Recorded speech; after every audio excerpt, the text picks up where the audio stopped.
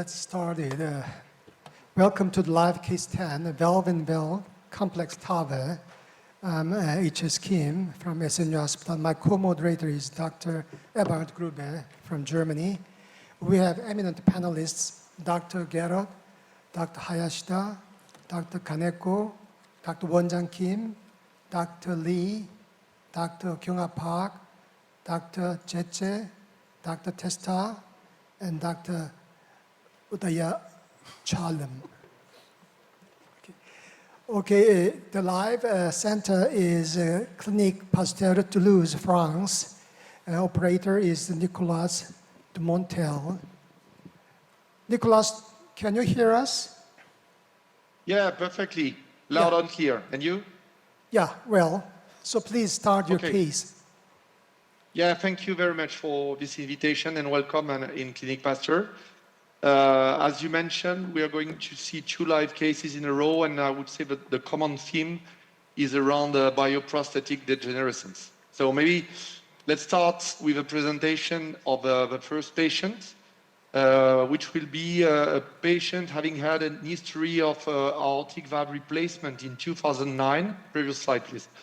In 2009, it was a Magna East 21 millimeter, and we're going to treat her by TAVI today, of course. So it's next one, quite old patient, but highly symptomatic. She was hospitalized a few months ago for a heart failure, and since then keeping a very important dyspnea. And despite her age, she's very active, independent, and for such old patients, we always have the support of geriatricians who encourage us to treat these patients. So baseline characteristics on the ECG, you see a sinus rhythm with a first degree AV block narrow QRS. Most interesting on the next one is the mode of degenerescence of this bioprosthesis. That is mixed. You see at the left of the slide a severe stenotic effect, but you have also one of the 3 cusps that has prolapse and at the origin of a very eccentric and almost moderate to severe intraprosthetic regurgitation. Of course, any history of endocarditis was ruled out for this patient. So now coming to the CT interpretation, you see the true ID measurement is around 19.5 millimeter. And at the right of the slide, I put this fixed image just to show you 2 of the 3 leaflets highly calcified, while the 3rd one on the right coronary side is the one having the prolapse. When it comes to both patients, of course, one of the concerns thinking about TAVI is the risk of coronary occlusion. So on this slide, you have in blue dotted line the coronary risk plane, and in yellow dotted line the neo-skirt plane once the TAVI will be done. On the left side, you have the assessment at the level of left main, and on the right side, the assessment at the level of the right coronary artery. And you immediately see that here on the right side it's okay, but on the left side you have the neo-skirt plane that is slightly higher than the coronary risk plane. But as you know, the assessment of periprocedural occlusion risk is multifactorial, and you have also to assess the room you have in the Valsalva sinus and whether there will be room enough at the level of a STJ to have a good perfusion of a Valsalva, and that is the case for these patients. We think that we have enough room that will allow for perfusion of the left Valsalva sinus. So although the left main is quite low as compared to the neo-skirt plane, we don't think there is a high risk of coronary occlusion for these patients. Coming now to the access. So you have an animation on your left showing the overall 3D anatomy of a patient, and you have more precise measurements on the right side that is in the range of a right transfemoral TAVI with all the commercially available devices we have. Next one is just a more precise assessment of the innominate artery and left carotid arteries take off from the outer arch, because you will see part of our strategies to protect the brain. So we focused on that at the time of CT scan analysis. So if we summarize, we're going to treat this patient for a severe mixed degenerescence of a 20, there is typo, 21 millimeter magna is surgical valve.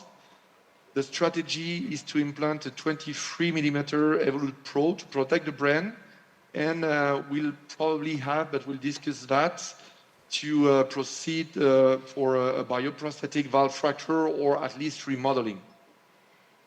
And of course, our objectives for this case will be in accordance with that, and will be to review the stepwise implantation of an Evolute in such an anatomical setting, and to have the opportunity to discuss when and how to perform a bioprosthetic valve fracture or remodeling during a TAV in SAF procedure. So this is basically the setting and the patient. Do you have any questions, or you want us to proceed? Yeah, Nicolas, hello, this is Eberhard, and thank you for the presentation. Very interesting case for various reasons, obviously. We've been discussing this here and elsewhere. Small previous surgical bioprosthesis with heavy calcifications makes it a little bit more difficult now. I think the choice of the device that you're presenting probably is a good one, and protection is also very interesting. Noteworthy is the heavy calcification and the cracking. So the question would remain, if you take the 23 Evolute, would you plan to do the cracking before, or would you wait until you have the gradient post-implant? There's a discussion, as you well know, whether to do it before or afterwards. Each has his pros and cons. But I think it's a very interesting approach, discussing this now in view of other trials, the superannular Evolute in the 21. Which brings up the question that was raised yesterday in the discussion, that the surgeons still, at least for the most part in Europe, still not like to do a large, implant the large prosthetic valves, which makes life easier post-implant if they degenerate. But anyway, this is what it is, and thank you for presenting it, and thank you for being with us.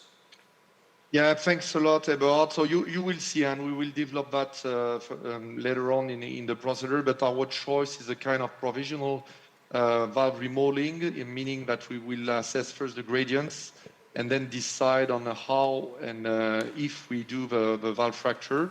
Based on experience, we anticipate to have to do, given the small diameters we've measured, but we'll discuss that.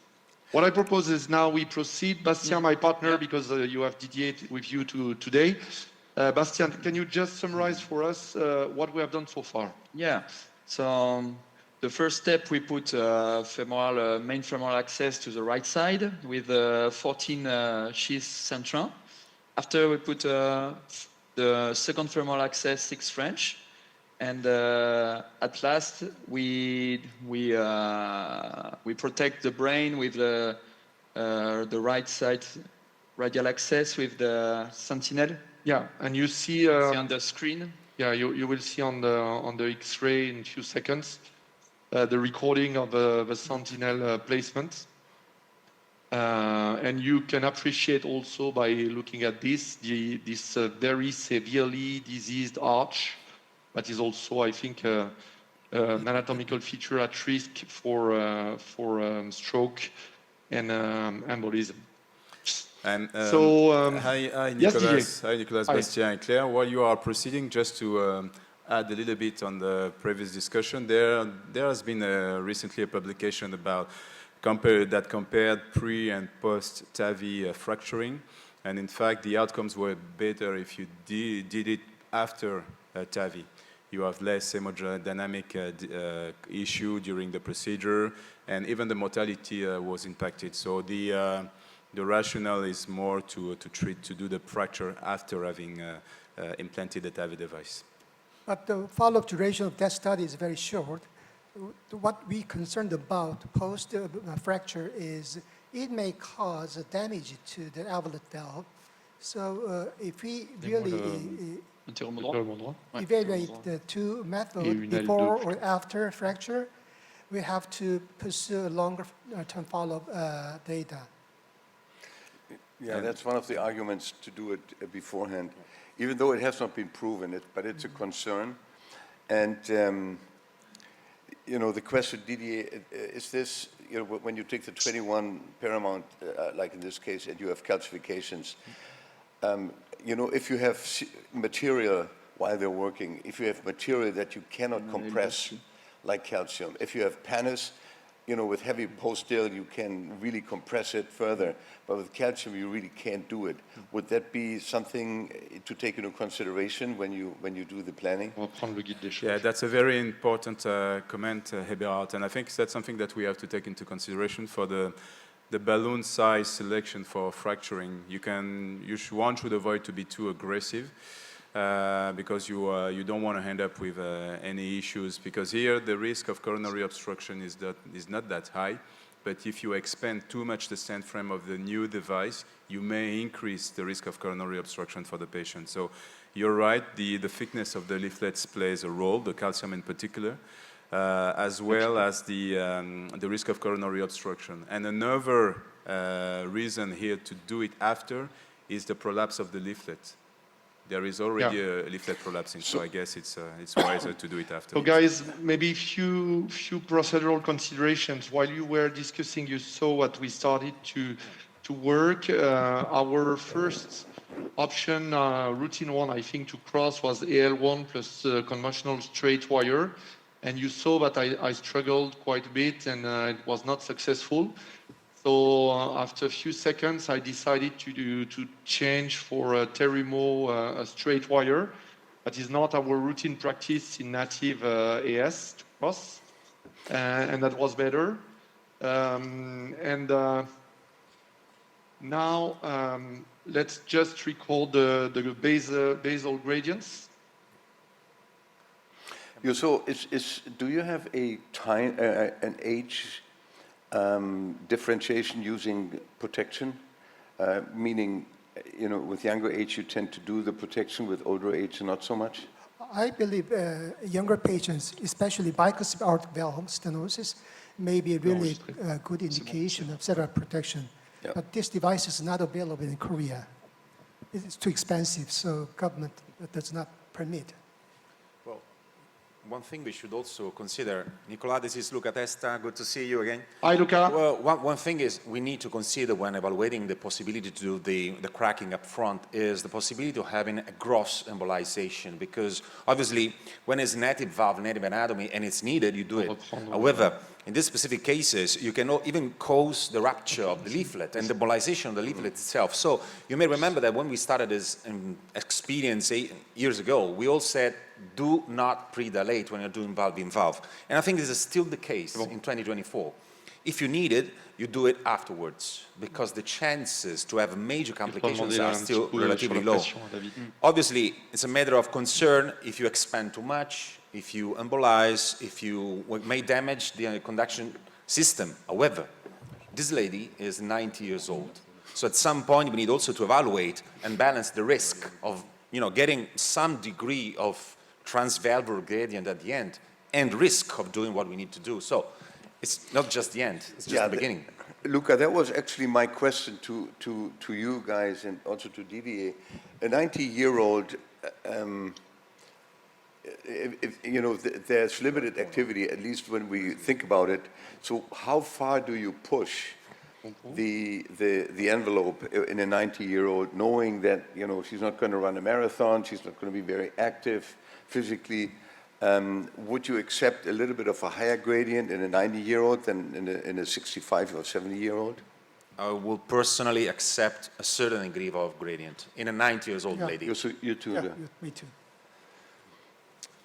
Yeah, and it's exactly also our thoughts and our strategy. That's also, I think, part of this provisional remodeling, let's call that, strategy, meaning that we're going to implant the valve, assess the gradient.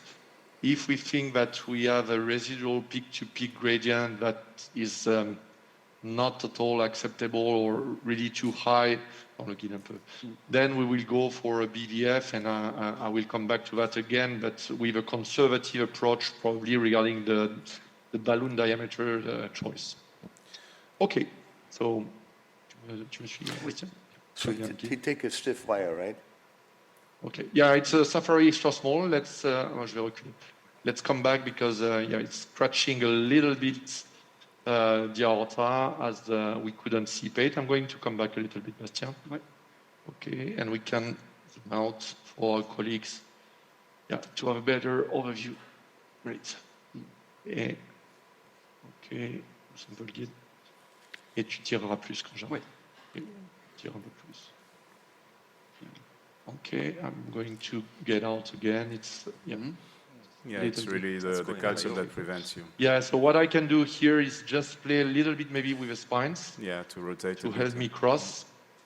Rotate a little bit the device, and Bastien will ask you maybe to pull slightly more. Okay. Just watching on the loop on the LV, and you stop pulling when you see the loop going out of the LV. Okay? Okay. Don't you use LAO view when you... Yeah, it's an LAO view, yeah. Yeah, I'm going back again, push the wire, Bastien, you see.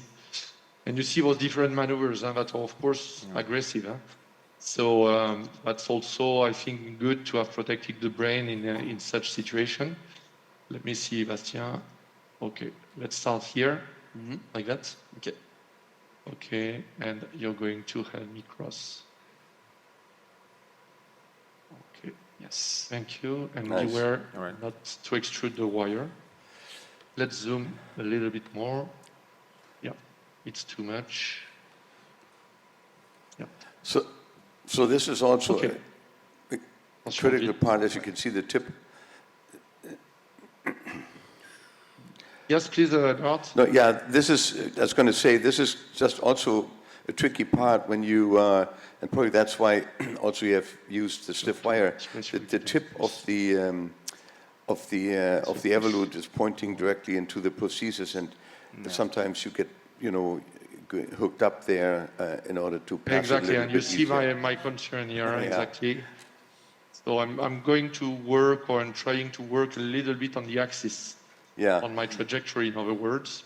Just while you're doing this, and suppose you cannot pass, what are your options in order to make it pass? Anyone from the, or you, maybe you can comment, but I don't want to disturb you working there. Well, I would start from the basics. I would probably change different wire, maybe a stiffer one, just to make sure they'll get further from the arterial wall, the arterial wall.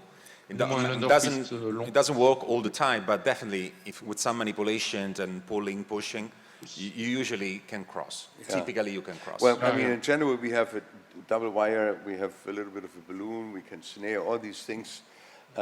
But we're watching you, and Didier is happy that he can sit here. It's not in the room. I wish I was in Toulouse. Yeah, I'm trying a little bit again with the spines, but to be honest, if it doesn't work, my next option is to have a more supportive, stiffer wire. Yeah. So I called a Lunderquist to try. It's true that it's a little bit more risky regarding the LV. So usually we are not big fans of that in routine practice, let's say. But I just want to have another attempt, just working a little bit on the trajectory. Yeah. And if after another attempt I still fail, we will exchange for Lunderquist. Michael, yes. Any thoughts? Well, we have tried a few times using a snare. In China they use a lot of snares for their venous A. Okay. We learn from them, and even with the absolute system, we have used several times a snare, especially in horizontal aorta. You just the device just pointing to the critical curvature, so you would not cross or very calcified valves. We have been successful in using snares. Hyo-Soo, would you take it to a double wire now, or would you change? Yeah, stepwise, double wire, and then finally a snare. Yeah. But it is very cumbersome, yeah. Didier, out of the distance, Yeah, Korea, so France. couple of options here. I think we could reconsider pre-deal. That could be an option. The second one, Nicolas is right, is to use a Lunderquist, ideally double curve to get better support. And at last, a snare that is a little bit more complex in terms of setup. Yeah. Luca? Yeah, a snare would be complex. There's another option if you want, which is to, instead of putting a pigtail there, which you don't really need within the plantation, is to cross with another wire, do the pre-dilatation, and leave the balloon in place in order to make sure you got some space covered by that balloon, and then you use it as a pillow just to go across. Is another option. But honestly, I have to say, every time I got this situation with a Lunderquist, you know, it's a high chance to make it. So Nicolas, you can see we're sitting here far away and discussing things, and you have to do it. No. But it's an interesting, it's actually good that this is coming up because this is not so infrequent. Yeah. And you know, with a center like this, extremely experienced, we're very happy that you can guide us on how to resolve this issue. Yeah, but and thank you for your very, very important comments that are all very good, and I'm happy to receive them. So my next options, bailout ones, I would say, is first to try with a Lunderquist that I'm just going to insert. And if still not successful, I think what Luca mentioned is will be to cross from the other axis instead of having the pigtail. Okay. And to have a kind of body balloon approach inside the valve that could simply centralize the evolute at the time of entry in the or trying to enter the surgical valve. Yeah. Okay, so let's retry. I mean, we'll see now with the Lunderquist. If, you know, Didier, you know, when I'm in this, or was in this situation, I should say, this push-pull thing, so to change the tip a little bit into the other direction, maybe that helps also. I think a single spine FX would be helpful. Is the device is Eberhard Pro, not FX? The FX, it's a Pro Plus, but it's true that the FX could be more flexible. But here the difficulty is the bias. It's biased towards one of the posts and the commissure, and second, it's stenotic, so it's more challenging. It's well, also I would say, Didier, I'm not sure that being more flexible would be the key, because the bias would be there anyhow. And there you go. Lunderquist made the job. I mean, you know, this is a relatively stiff prosthesis. Very nice. But if you are centralized, you make it. So he passed. Yeah, so the Lunderquist made the job, but I had prepared as a bailout, not a big balloon, a peripheral PTCA balloon, 12 millimeter by 14, that could have been used through the other femoral access. And but I would have inflated inside the valve in a kind of belly balloon fashion. Okay, so let's go to the next step now, that is the deployment. Do you try to make commissural alignment? To be honest, we could have tried, but here, considering all the maneuvers I had to do with the spines to rotate, it's more or less random, but we are lucky, maybe, because the projection I'm here with you is the theoretical equivalent of cusp overlap. Not perfect, but more or less. And if you look at the frame of a volute, you see that with a hat marker quite centered, the C tab on the right. So we might have not so bad commissural alignment, but we'll see. But to be honest here, it won't be my main focus. Yeah, if it is. So let's check the accuracy of pacing. Tester à 120. Okay, stop. It works. It's okay, it works. So let's go for deployments. And here, of course, we have more support with Lunderquist, but idea is to position the evolute as high as possible with a safety margin as we anticipate to have the pulse dilatation or BEF. So I would target maybe 0 to 1 millimeter just below the surgical ring at the bottom left of a surgical ring you see on screen. Okay, but let's go. Yeah, I think that's very important what he's mentioning, that you have to know where the lower part of the prosthesis is. Okay. Okay, slow down, just for me to control, and you can start pacing. Nicolas, do you think usually the neo-annulus is the bottom of the surgical valve? I think so, yes. Okay, would you accelerate? Okay, and please stop pacing. Okay.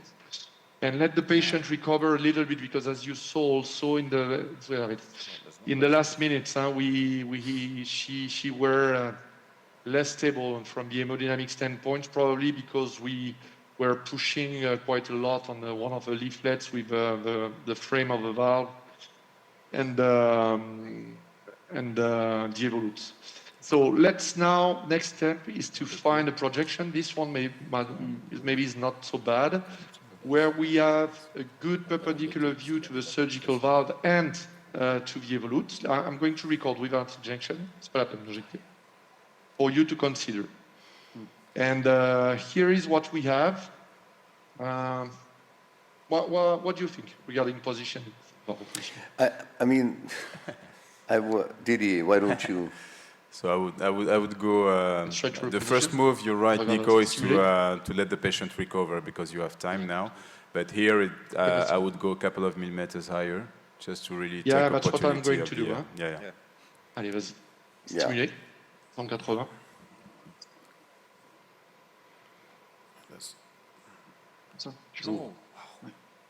Oh my God.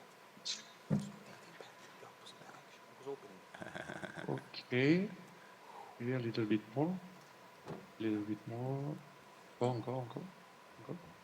Okay, let me go up a little So bit. obviously, Like that. Okay. The prosthesis has a tendency to move down. In order to prevent that, there's also maybe a little bit of a push of the wire to keep the valve. Yeah, that's what I'm doing, Eberhard. Yeah. It's coming back to the old age of core valve implantation. But you perfectly know, you touch everything at that time. But it's true that with the current modern evolute technique, we are usually not touching the wire. But here in this particular setting of TAVR salve, it's something that I like to do. So I did that for this second attempt. So let's review the first position. This was this, and the second. To be honest, I'm not sure it has changed a lot. It's the same. Better. Yeah, not much. Not much. Patient is stable. So let's give it a try for a third time and the last one. And if not successful, we'll accept that position. Okay. On restimule. Vas-y. You know, just for the sake of discussion, I mean, one option is to start really, really high, because this tendency, of course, is also related to the fact that this environment is kind of a slippery one. So this prosthesis will tend to go down, well, as much as possible, and it will. But of course, Nicolas knows very well how to manage it. And at some point, you need to balance, you know, the number of repositionings and, you know, all this. That looks... Okay. It looks better. It looks better. It looks better, and let's record that. Yeah, a little bit better, slide higher. To be honest, I think it will be the best I will be able to do for this patient. And I think it's what I will accept. You still see inside the frame, inside the valve, how much the frame is underexpanded so far. So let's release the valve, and we'll assess the gradient and consider probably remodeling. Okay? We can go, Bastien. Vas-y. Do you keep wire as it is? I pulled on it a little bit to center the nose cone. And now it's better. And the beauty is the hemodynamic that recovered very nicely for the patient now. So now. You see how fast it recovered. Huh? But I think also I was, as it happens sometimes, I was a little bit harmful with Lunderquist in the left ventricle. Well, pushing on the That looks very nice, walls, or Nicolas. maybe interacting on the mitral. So it looks better now. Yeah. Let's recapture the nose cone. Okay, we're going to reinsert the sheath. Assess the gradient. For sure, looking at the frame, even without having seen the gradients, I would go for at least a post deal. And what we'll do, coming to your question, Eberhard. You know, that this looks very nice. But here you can very nicely see on the upper part of the prosthesis versus the evolute, there's a distance. This is probably where the calcifications are, as opposed to the other side where the prosthesis is leaning against the struts. Yeah. Very nice, very nice. So pigtail inside this, and let's assess the gradients. No, anticipating the next step, at least because of this underexpansion of a frame, and according to our planned strategy, we plan to apply a non-compliant balloon inflation. So you remember, true ID was 19. My practice usually when I want to remodel or fracture is to choose a balloon that is 2 millimeter bigger. Here it comes to 21. We don't have 21. It's either 20 or 23.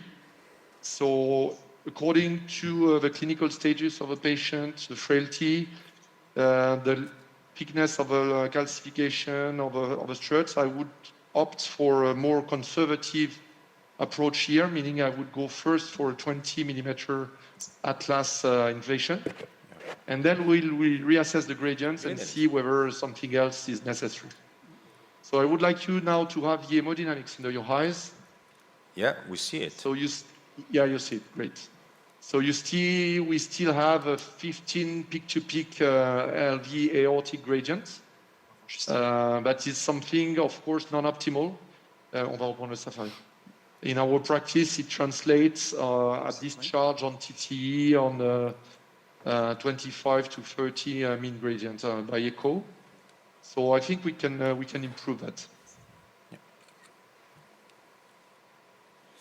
You know, the depth that you choose here also gives you some... I'm going to record for you, yeah.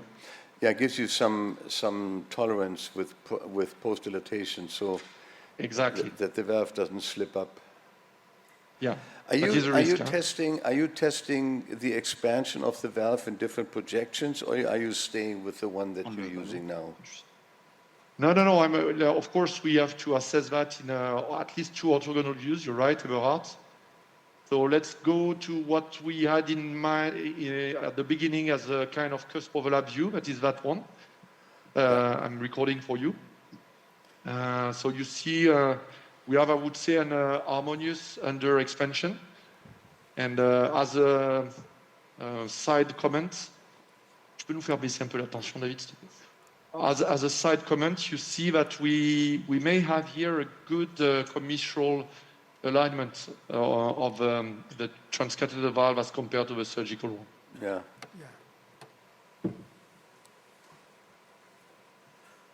Okay, so I'm going maybe to make a pause here and just comment in case you have in the audience people who are a little bit less familiar with the BVF procedure. Just comment a little bit the equipment and the setting. So we'll pace with a Safari wire. Of course, be sure that the pacing is effective.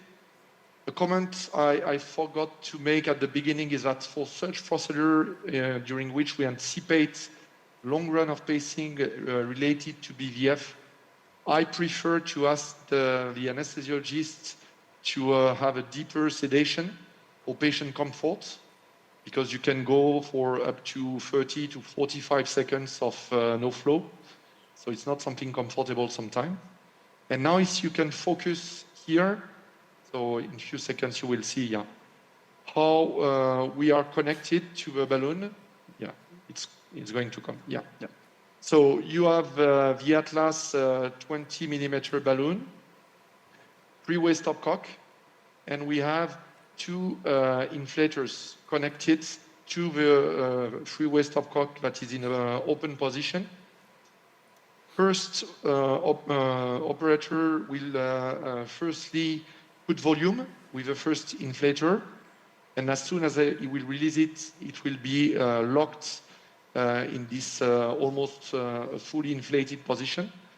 And then second operator will just have to add pressure. We'll target 16 to 18 atmospheres. But having done that, we no longer have to work and to act on the three-way stopcock, as we did when we had an inflator and a 50 milliliter syringe. So just a small modification of a technique. So okay for you if we proceed? Sure, let's go. Okay, so let's first check the pacing, 200. Okay, stop. So pacing works. Bastien, Cécile is okay for you. Bastien, you put volume first. Cécile, pressure up to 16. Yeah. Good for you? Okay, pacing on. Je te dirai, Bastien. Ouais. Okay, Bastien, you can put volume. Okay, full. And Cécile, your turn. Ok. 16, encore. Ouais, parfait. Okay, deflate. So Both. yeah, we saw the expansion. Stop pacing. Okay. Good, let the balloon deflate. So it's really interesting to see the accuracy of the pacing on the wire, because you utilize two different types of wires and you were extremely efficient in capturing every ventricular beat. So that was a really nice demonstration. Yeah, and just to comment, I'm going to record it again for your consideration. But here, just to comment about the depth, we accepted and we targeted. As we all know, when you post-dilate such valves, you have some amount of foreshortening. Here is where we were, here is where we were just before post-deal. So you see the depth under the surgical ring. And here is where we are now. Yeah. That is, I would say, a more optimal depth for such a valve-in-valve procedure.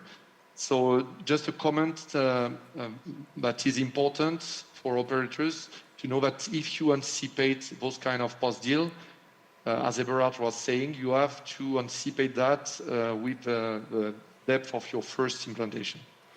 I think that's a very important comment that you're making. You can see that the valve shortened up a little bit, and if you hit the very, very high implant, you might actually end up with a slip. And I think this is a beautiful demonstration on how the depth that you choose was the right one, because you knew that you had a post-dilate, and there was some pressure on the valves. So I think it's beautifully done. So I want you now to focus on the hemodynamic recording. I hope you see that quite clear. Mm-hmm. So we improved what we had before post-deal. We had a 15 peak-to-peak LV aortic gradient. We have now 2, but maybe on discharge, on TT, maybe 10 to 12 mean gradients. So again, putting that into a clinical context of this elderly patient, active, because we decided to treat her, but elderly patient, I think it's something acceptable. Oh, yes. So let's pull out the wire, the pigtail from the LV, and I'm going to record the last angio. The only one, actually, because for such procedure, as you see, you don't need to do a lot of angios. OK. C'est bon pour vous, Cécile, pour enregistrer?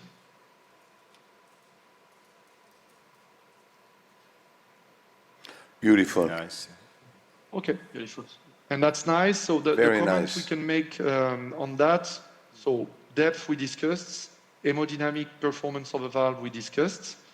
Coronary perfusion is good, and we see that the how accurate and good are the methods we have by CT scan to predict this risk of coronary occlusion. And we have a chance to have good commissural alignment as compared to the surgical valve. Yeah. Perfect.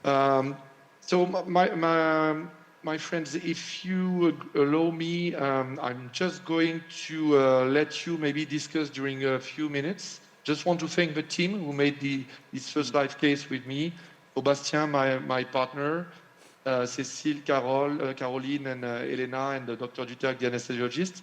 And I just have to join the second lab where the next patient is prepared. But I will be offline during 2-3 minutes. So before you do this, Nicolas, beautiful case, and we would like to give you a hand. Very, very well done. Hyo-Soo, you want to lead the discussion? Yes. Did he try to fracture the valve? No. No. No. He did expand. He did expand, and you saw that the posts and the base of the bioprosthesis expanding quite nicely. Yeah. It wasn't a true fracture, but more stretching of the bioprosthesis. Yeah. It was a plastic. I mean, he tried, but basically with that pressure, sometimes you make it. You really fracture. It didn't, but ultimately was not honestly needed because his original intention was to fracture. The intention, I mean, the pressure was enough to. Usually. But that's, at least in my view, that's the beauty of doing it afterwards and not beforehand. You know. I mean, he got the optimization of the height of the implantation, the optimization of the gradient, no probable leak. So, what else? Plus 90 years, I mean. Indeed. Yeah. Indeed. For me, regarding the implantation depth, I think the second depth would be safe, considering the upward movement during the post-dilatation. Because I always a little bit deeper position to consider the post-ballooning. How about your? Yeah, I mean, I felt the same. When at the beginning, the first implants were maybe a little bit too deep, but now the third one was really good. But we knew he had a post-dilate.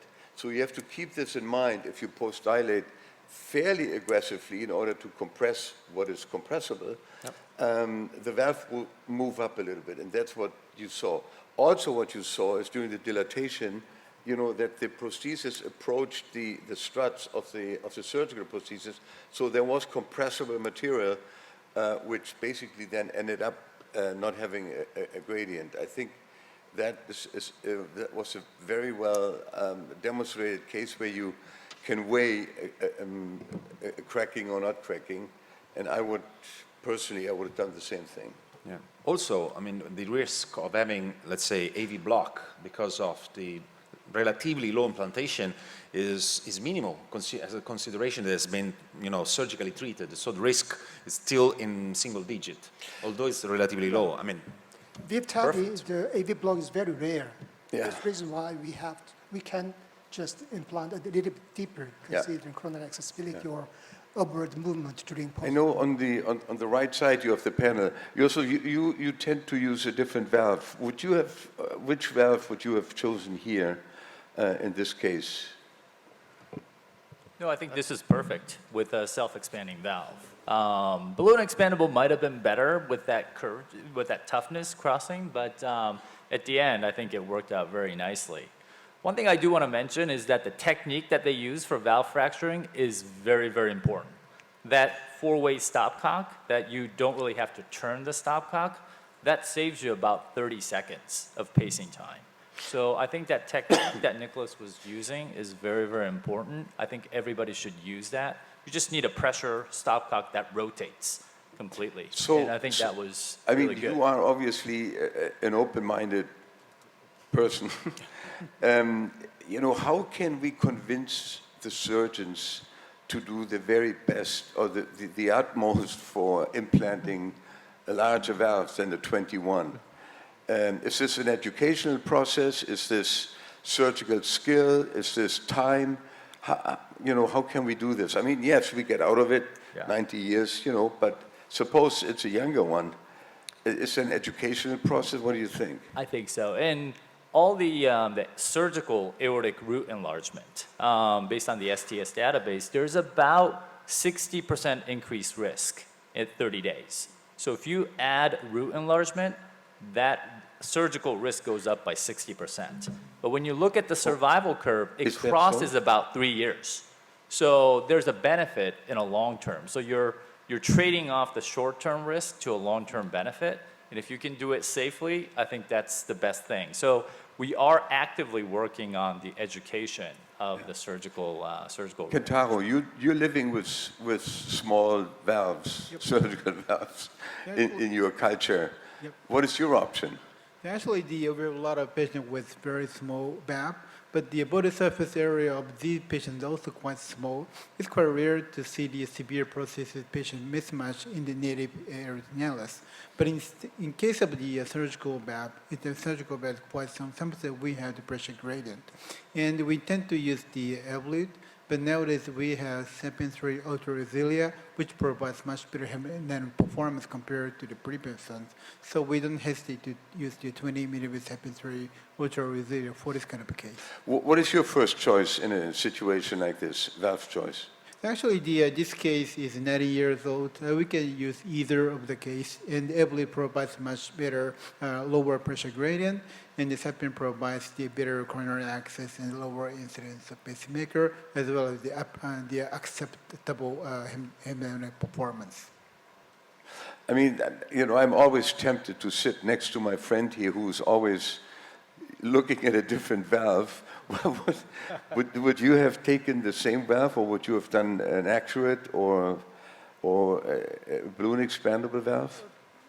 In case of TAVR, I definitely choose a supraannular design valve. I see. 100%. How about the marketing of the surgical valve with expansile, just band? Yeah. Is it currently available? Do you use it or not? So you're talking about a surgical valve that expands. Yeah, expandable. So Inspiris valve. So Edwards Inspiris valve is available. I don't know. I think it is available in Korea as well. But in Japan, it's available. Throughout Europe, it's available. It does have this technology called a V-fit technology that actually expands as you do a valve-in-valve. However, there's been a recent report saying that even if it does expand, it doesn't expand to the maximal diameter that you want when you put a TAVR valve in. So it still leaves some constraints. So yes, it is a better solution, but it's not a perfect solution. So can you just briefly comment on the expandable valves that are coming to the market now? Would that be an option to overcome the root enlargement with the inherent risk? No, I don't think so. Because it does have a limitation. You think so? No, I don't think so. It does have a limitation. It doesn't expand forever. So it's a locking mechanism that it unlocks and it expands to a certain level. So it's got an upper limit. So if you have a 19 millimeter Inspiris, it's not going to become 25. Yeah. So I don't think it will be a solution, unfortunately. Any other comments as far as valve choice is concerned? I mean, I probably here, as you said, probably both valves or three valves would work well. Balloon expandable or supraannular, whether it conveys into any different clinical outcome in a 90-year-old probably doesn't matter that much. Yeah, well, actually, I was about to say about that. In my practice, I'm using a lot of intra-annular self-expanding valves, just to mention Porigo, for example, or Navidor. Honestly, at the end of the day, gradients are pretty much the same. Obviously, it depends on how small is the surgical valve, obviously. However, I didn't see much difference compared to Eberhard. We all started with Eberhard, of course. But to be honest, I didn't find a lot of difference, that's it. Difference is when you're using a balloon expandable. But if you're using a balloon expandable, obviously you are taking care of the coronaries more. But again, there are some other techniques that you can use to protect the coronaries. We didn't discuss the chimney, the basilica, but all these tools has to be considered together to make a decision. Yeah, I mean, the 23 sapien here in this case, I don't know whether you would have taken a smaller one or the 23, I would have probably done the job as well. Well, after, well, let's say a strong post-dilatation, yes, probably, especially because if you consider that this lady, even with 10, 12, 15 mean gradient at the end, would be fine. Yeah. So obviously, if we are talking about this specific clinical situation, you can take whatever you want. As long as you don't have a PDL, it's going to be okay. However, a younger patient, which will happen in the future, especially for TAVI and TAVI, well, that will make a lot of difference. You know, in this case, an actuate neo would also do the job, post-dilatation. You don't have coronary access, you know, problems or considerations. I think here the actuate would also do or be an option. I think. But the scaffolding force is a little bit weaker than ablative. Yeah, the thing is, I mean, that's why I was saying when you post-dilate, then the forces may not be so important. The thing is, I don't even know, Didier, I don't know whether you know, because you've used the actuate, is there a recoil of the actuate, meaning that you post-dilate, and then it tends to a little bit? Yeah. Does it? Yeah. Oh, I didn't know that. Yeah, but we also have to consider, especially for the accurate, that it is truly supraannular. Right. So it is, you know, it can accept some kind of elliptic shape at the bottom to be honestly still circular when the valve closes. So the coaptation level is still circular, although it's elliptic at the bottom. I don't think it's the perfect valve for this specific case, because especially when you post-dilate, there is a little bit of unpredictability about what's going to happen, because, you know, I mean, the possibility to have a, you know, a slip, it's still there. But, you know, I'm not using that valve that much for this kind of a... So I think for valve accurate is has to be studied, because the main issue are the crowns, the upper crowns. They are meant to secure the native coronary arteries, and now they are going to sit on top of the posts. And this prevents the device from being extremely low, and so the risk of embolization may be higher. Yeah.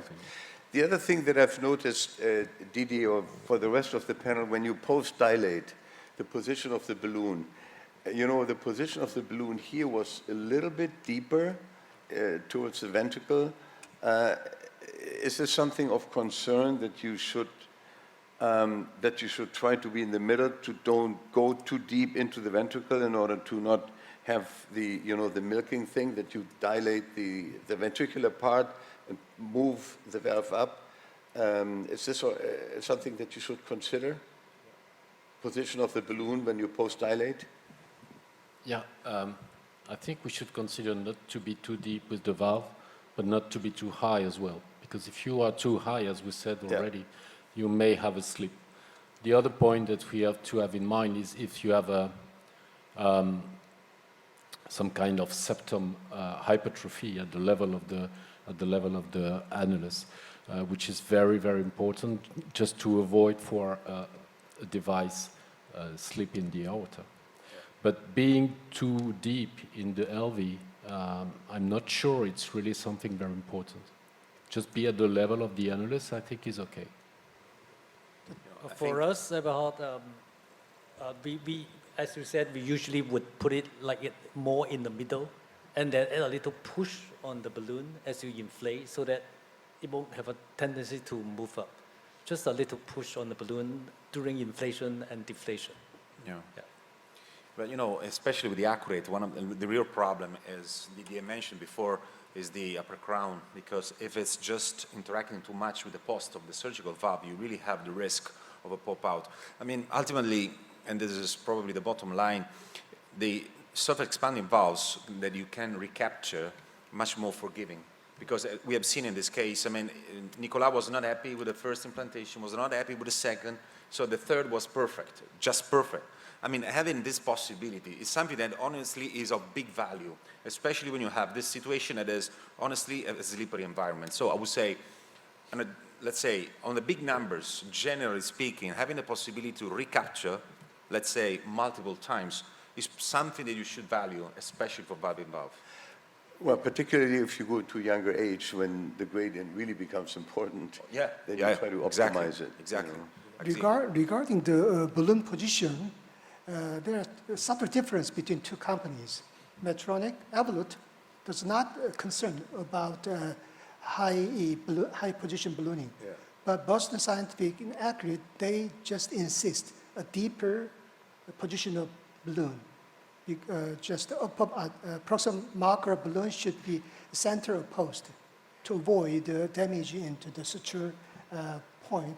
Thus, I'm always concerned about lower position of post ballooning in accurate case because a large amount of balloon touch actually septum and LVOT. That may transiently induce LBBB. Yeah. How about the pacing through the guide wire? When you do the post-dilatation, very important post-dilatation, do you usually use the pacing from the guide wire? Because sometimes it can be like off because of the guide wire is not attached to the LV. And that's maybe the problem. Yeah. It's not really an issue, in fact, if you we have to keep in mind he's back. that they're ready. So it's you can fast pace for a long period of time. Yeah, so you're back. Yeah, so sorry for the... No, that's okay. You have 20 minutes. Yeah, spend between. So second case, as I was mentioning earlier, the common theme for those two cases is prosthetic degenerescence. So what I propose is that Alessandro Beneduce, which will be the second operator, presents the case of a patient we're going to treat.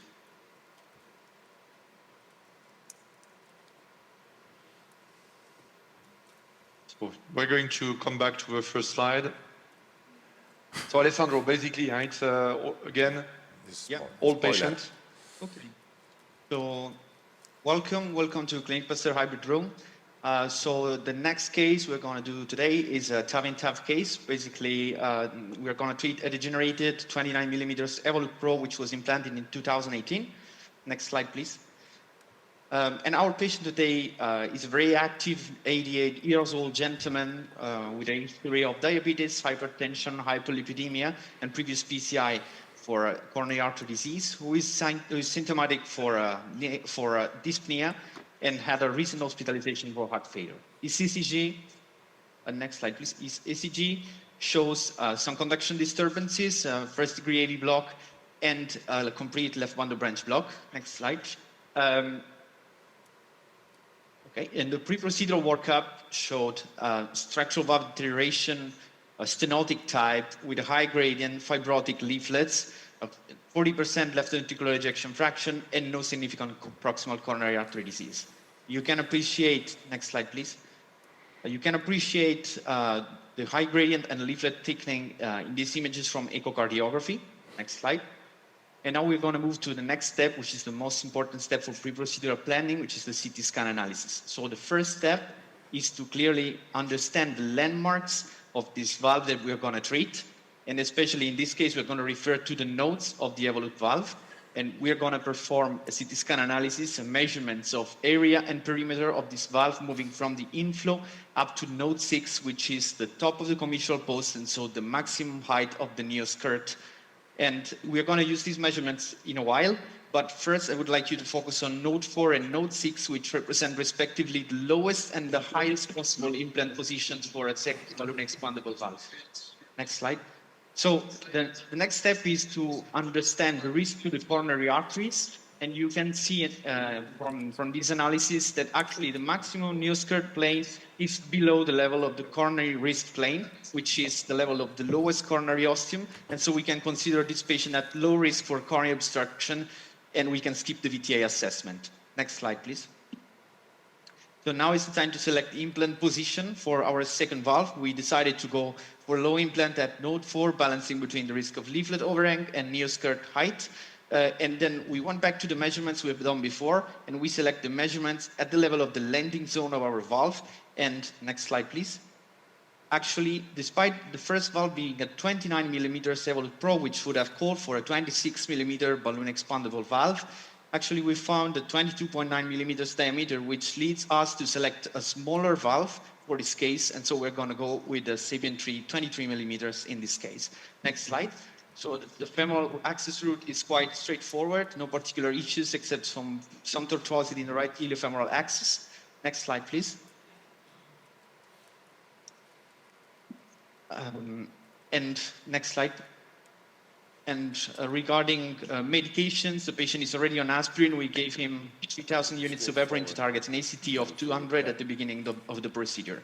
So just to conclude, the learning points of this case, next slide, would be actually to understand the key issues related to TAV2 sighting for TAV in TAV procedures, and to understand, review the steps of a TAV in TAV procedure. Thank you very much, Ale. So again, a few words about the setting. For this patient, we don't plan such an aggressive run of pacing as for the previous one. So we are coming back to our routine setting, conscious sedation. The main access has been already done on the right side, echo-guided puncture, one proglide inserted, and the 14 French E-sheath is already inside, and we're ready to pace. And we have a secondary arterial access. That is the right radial, so our routine setting, I would say. So I'm going to start working, and meanwhile, I'm happy to receive your comments or questions. Yeah, beautiful workup, particularly the careful evaluation of the height of the planned implant of the 23 Sapien. You know, with the trade-off of having a low implant with a leaflet overhang versus moving a little bit higher. My understanding is, am I correct that you plan to be delivering it at node 5? Is this what eventually will be happening? There is the plan, and there is what we will be able to achieve, to be totally honest. Our plan, I would say, would be rather to be at node 4, maybe inflow to inflow. But my experience, that is not so big in that setting, because to be honest, we haven't treated yet hundreds of the TAV degenerescence. Is that even with very, very slow deployment and careful techniques, sometimes you're not really able to control at 1 millimeter of accuracy the position you want to achieve. So yeah, I would say not 4 or 5, but we'll see what we are able to achieve. Yeah, because you know the node evaluation becomes a little bit more challenging when you have two valves on top of each other. So my view, even though this makes a lot of sense doing it, and I think the workup that you here demonstrated is extremely important for all of us here, I tend to go inflow over inflow, which makes it a little bit easier to position it, because what you've seen in the projected implant depth, I think inflow over inflow, you know, makes it less challenging. Looking at the nodes really, you know, is very, very difficult. In theory, yes, but in practice, it's probably not working so well. Yeah, I agree. So I would like just for you to have under your eyes the hemodynamic recording. So you saw what we crossed again with a combination of AL1 and straight Terumo. Because, as said for the previous case, the crossing is sometimes a little bit more challenging than for native AS. So we have the hemodynamic pattern confirming what we already knew from ECHO. You agree, Ale? Agree. So let's put the Safari. And one important maneuver will be now to ensure, once we will have a Safari inside, but we did not cross the strut from the Evolute. You see that during my attempt, the slippery Terumo wire had the trend sometimes to go between the inner part of the frame and the outer part. So I'm just simply acting on the on the safari like that, and we're going to modify angulations just to be sure that we're in the center. I think it's okay, because we paid attention to that, but it's important to mention.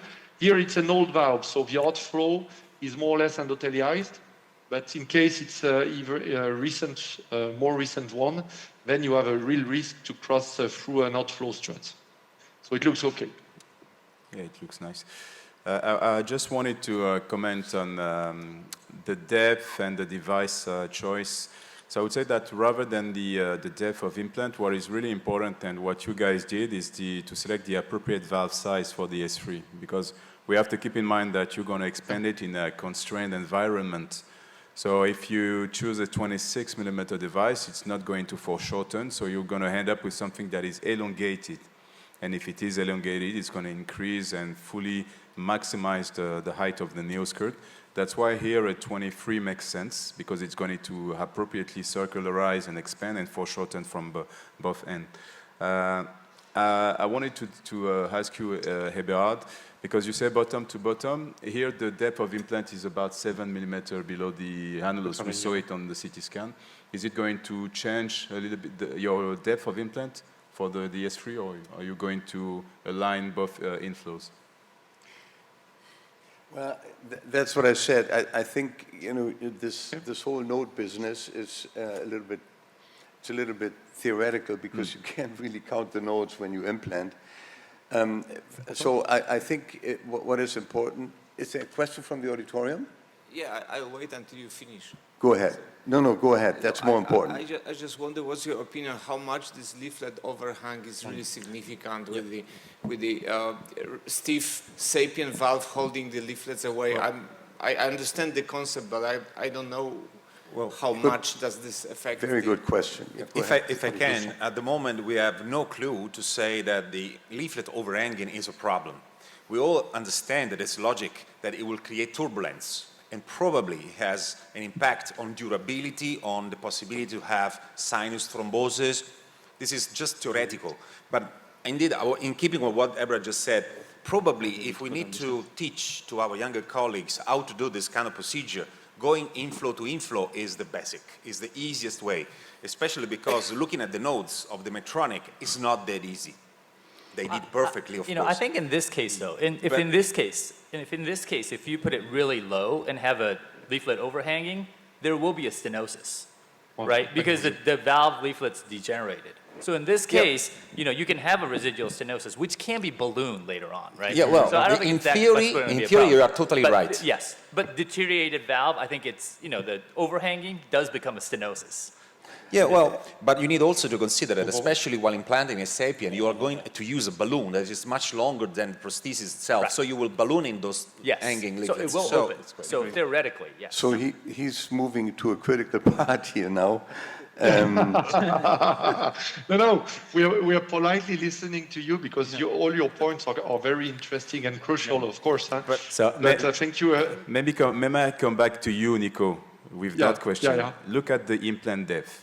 It's deeper than what we regularly do. It's like 7. Exactly. What are you going to do with that? Are you going to align the inflows or go and try to match the annulus? Yeah, thank you, Didier. We are thinking the same way. That's why I did the angio for you to consider, because part of our informations to have in mind to decide on the positioning is also how the first transcatheter valve has been implanted as compared to the native anatomy. So that's why I did, of course, the CT scan told us, but that's why I made this angio for us to have this info live. And as Didier is mentioning, this evolute is somehow quite deep. So then it makes less sense to try to end up inflow to inflow. That would be quite a deep position. So I think we'll try to achieve something in between. That will be probably at the end, if we make a CT, between node 5 and node 6. But to be simple, I'm going to position my sapien as compared to the native annulus, as if I would here target normal sapien implantation. And knowing what we know from the implantation on the Evolute, doing that, we will push and treat the degenerated leaflets of the Evolute. So, agree. And if I may add something, probably in this case, the fact that we have a deeper implant position of the first valve is what gives us more flexibility on the implant position of the second valve with respect to the risk to the coronary arteries. Yeah, so this is why this projection is so very, very important. Or inflow over inflow only works when the valve is, the first valve is positioned higher up. Here, you can see the valve's a little lower. So here I totally agree with you. That's why this projection and this view is so important. I would probably go a little bit, as you suggested, a little bit higher than inflow over inflow. Well, we can actually say that I totally agree with you, Nicolas, and probably in this case, you can even pretend that the core valve is not there. You can just use the annulus as you would do. Yeah. Just pretend that core valve is not there. And it's probably the right way to go. This is what we're going to do. Good. So let's check the accuracy of pacing, 200. Okay, it's okay, stop. And what we simply do maybe a little bit differently as compared to a native valve implantation is that we'll ask to Ale to have at the beginning at least a very, very slow inflation for me to be able, in case it's necessary, to reposition because still it's feasible. And we will also have an injection during inflation just to have an information about our position as compared to the native annulus. So we can make an angio here and decide on what we do. The slow injection is very, very important, particularly when the previous valve leaflets are calcified. Un peu haut. Maybe this position is slightly high. It looks, one thing that you're going to face is that that interaction with the metal. So it's not going to move as it uses to move in a native anatomy. You're right, Didier. So I'm going slightly lower, and je vais faire une longue graphie alors.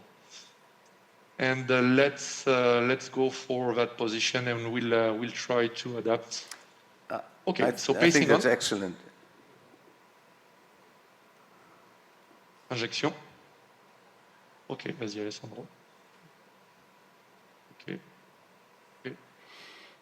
Yeah, you can keep. You can go. Full. Okay, so actually it's higher than what I was targeting. Yeah, it's nice. Okay, deflate. It's higher, but it will be okay, I think. Stop. But it's illustrating what I was saying before, that is, it's not as easy as it appears to tell that, okay, I will implant at node 5, node 4, node 6 in this particular setting. Maybe what we can do, Ale, is just put 2 cc more and do a short and quick post-deal. Sure.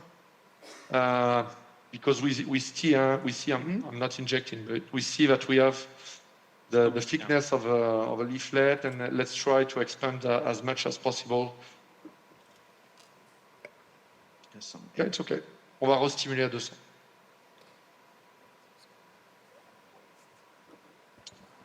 Merci. Patient is stable, hemodynamic is okay. Yeah, I think so. So fast one, hein? Yeah. Simulation, pacing on, je te dirais. Ok, go. Deflate. Pacing off. Why don't you inflate that first inflation with 2 cc overfill? Why do you stepwise? No, because the sizing was in accordance with a nominal inflation. But I agree with you, and we could have decided to put those 2 cc at the first attempt. No major reason not to do. We always calculate oversize index and determine underfill or overfill from the start. We try to, yeah. Okay, so let's record the gradients.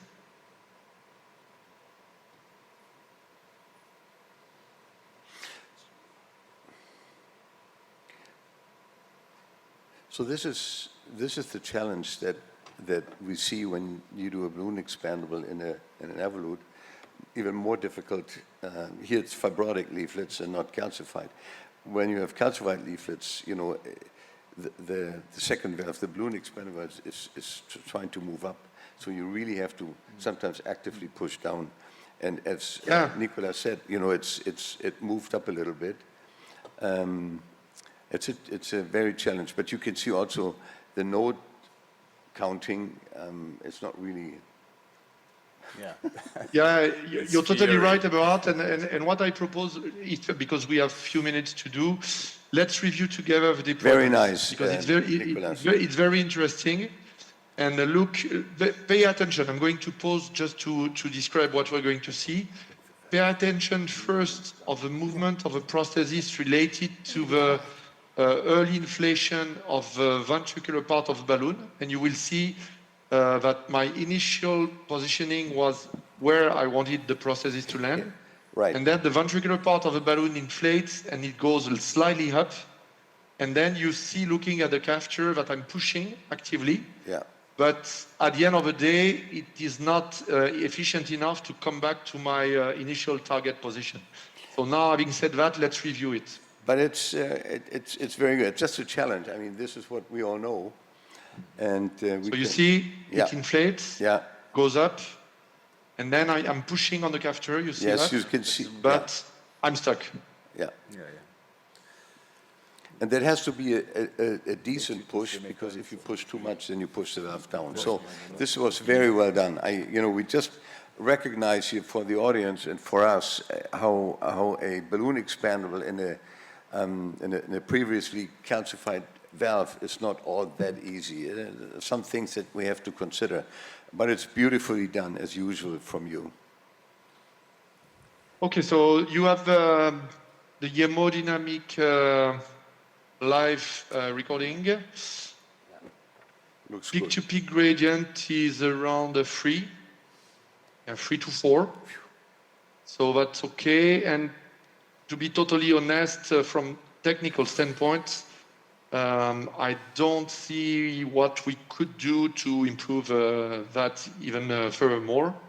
Again, putting that into clinical context, this patient is quite old, so it could be okay for him to have a good quality of life. But I think it's a relevant overall discussion if we think about the number of longer life expectancy patients currently treated by TAVI that will require reintervention. So let's do a final angio. 30-15.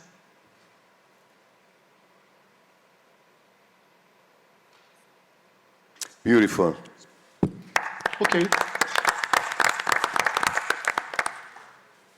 So we would have No, go ahead, Nicolas. Go ahead. No. Just our analysis, but of course happy to hear yours.